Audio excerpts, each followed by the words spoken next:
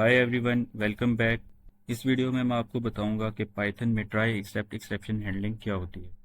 उसके लिए सबसे पहले मैं एक नई पाइथन फाइल बना लेता हूं। न्यू पे जाके Python file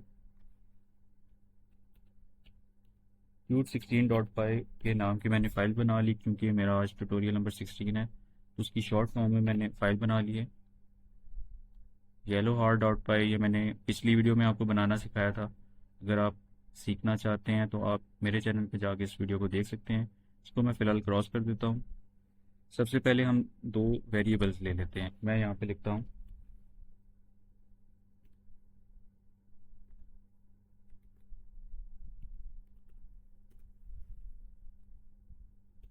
enter first number,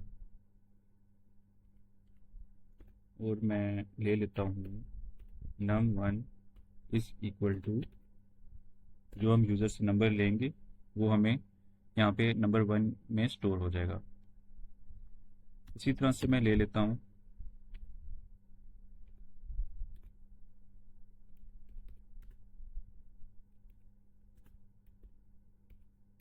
enter second number, और इसको हम num2 के वेरिएबल में यूज़र से इनपुट लेके स्टोर कर देंगे। फिर मैं यहाँ पे लिखता हूँ print sum of two numbers is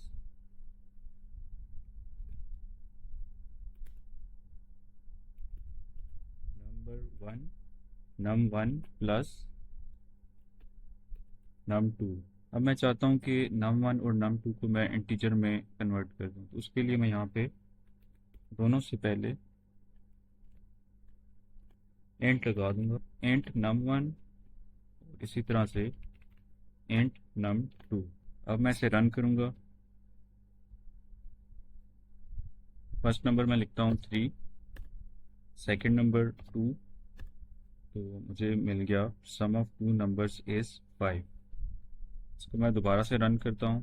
first number मैं डाल देता हूँ 4, सेकंड नंबर मैं डाल देता हूँ W, तो मुझे एरर मिल जाएगा।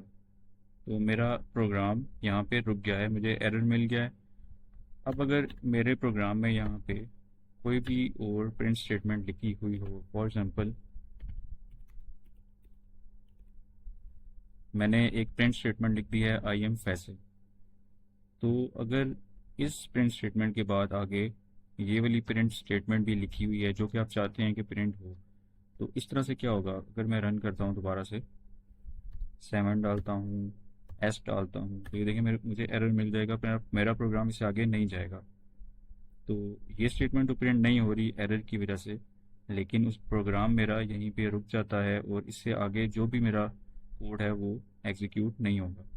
लेकिन अगर मैं चाहता हूँ कि कोई भी एरर आए तो उस जगह पे प्रोग्राम उसको एज अ एरर ले, लेकिन उससे आगे जो भी कोड है या उससे आगे जो भी प्रिंट स्टेटमेंट्स हैं वो प्रिंट हो जाएं, तो उसके लिए मैं इस्तेमाल करता हूँ ट्राई एक्सेप्ट एक्सेप्शन हैंडलिंग का। और वो मैं कैसे करूँगा, उसके लिए आप यहाँ पे जहाँ पे एरर आ रहा है, क्योंकि हमारा एरर इस स्टेटमेंट में आ रहा है ना, क्योंकि ये हम यहाँ पे num1 और num2 को एज आ इंटीजर ले रहे हैं, लेकिन यहाँ पे जब नंबर 2 की वैल्यू w डाल रहा हूँ तो वो उसको इंटीजर में नहीं कन्वर्ट कर पा रहा, तो हमें एरर मिल जाता है।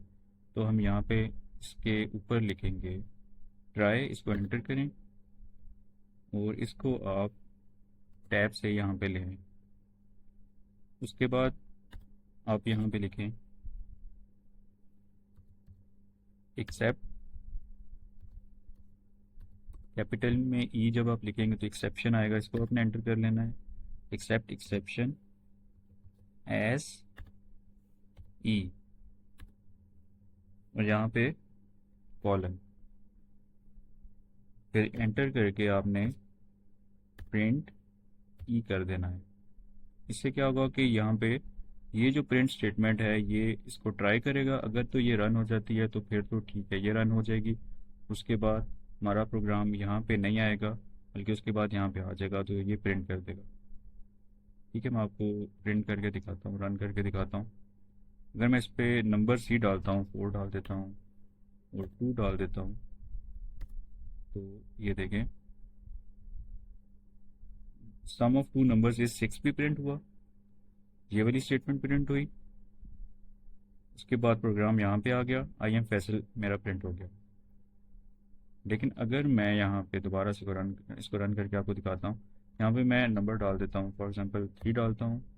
उसके बाद मैं उसी तरह से W डाल देता हूँ, मतलब कोई भी अल्फ़ाबेट आप डाल दें, इंटीजर के अलावा कोई भी वैल्यू डाल दें। तो इसको एंटर करूँगा तो देखें पहले मुझे एरर मिल रहा था और मेरा प्रोग्राम रुक रहा था। लेकिन अभी क्या हुआ है कि उसने मुझे invalid literal for integer with base 10 W ये मुझे एरर दिया। उसके बाद मेरा कोड आगे चल पड़ा, आई एम फैसल भी प्रिंट हो गया है। मतलब मेरा कोड यहाँ पे रुका नहीं है, बल्कि क्या हुआ है कि इसने इसको ट्राई किया। यहाँ पे ये नहीं हो सकता था क्योंकि नंबर 2 मेरा इंटीजर नहीं था, तो उसने इसको प्रिंट कर दिया। जो एरर था मेरा, उसने इसको एज अ ई प्रिंट कर दिया। ठीक है, ई में वो एरर स्टोर था जो मेरा आया था, तो उसने उसको प्रिंट कर दिया।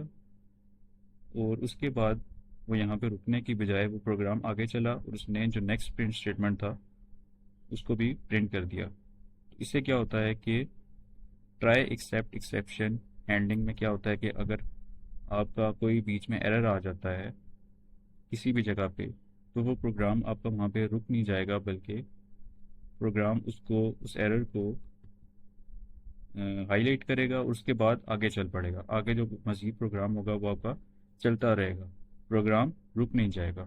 तो मुझे उम्मीद है कि आपको समझ आया होगा कि ट्राई एक्सेप्ट एक्सेप्शन हैंडलिंग क्या होती है, पाइथन में हम उसको क्यों इस्तेमाल करते हैं। मैं इसको एक दफ़ा फिर से आपको बता देता हूँ। हमने यहाँ पे यूज़र से एक नंबर लिया और दूसरा नंबर लिया num1 और num2। फिर मैंने उसको यहाँ पे num1 प्लस num2 जब करवाया तो मेरा जो प्रोग्राम था वो मुझे रिजल्ट दे रहा था। लेकिन अगर मैंने यहाँ, क्योंकि यहाँ पे मैंने इनको इंटीजर में कन्वर्ट किया कि जो भी वो यूज़र इनपुट करे वो इंटीजर हो, तो जब मैं उसको एज आ इंटीजर वैल्यूज़ डाल रहा था फिर तो मेरा प्रोग्राम चल रहा था। लेकिन जब मैंने कोई अल्फ़ाबेट डाला तो मुझे यहाँ पे एरर मिल गया और मेरा प्रोग्राम यहाँ पे रुक गया था। तो फिर मैंने क्या किया कि ट्राई एक्सेप्ट एक्सेप्शन हैंडलिंग का इस्तेमाल किया।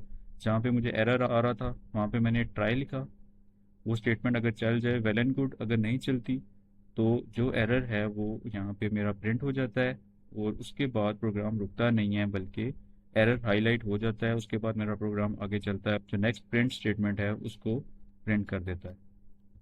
तो हम इसका इस्तेमाल इसीलिए करते हैं ताकि हमारा प्रोग्राम किसी एक एरर की वजह से किसी भी पॉइंट पे रुक ना जाए, बल्कि वो उस एरर को हाईलाइट कर दे और प्रोग्राम आगे चलता रहे। मुझे उम्मीद है कि आपको समझ आई होगी कि try except exception handling Python में क्या होती है। मेरे चैनल को सब्सक्राइब कर लें और मेरी वीडियोस को शेयर कर दें उन फ्रेंड्स के साथ जो पाइथन के बेसिक्स को सीखना चाहते हैं। मेरे लिए बहुत सपोर्ट होगी है। अगली वीडियो तक के लिए गुड बाय।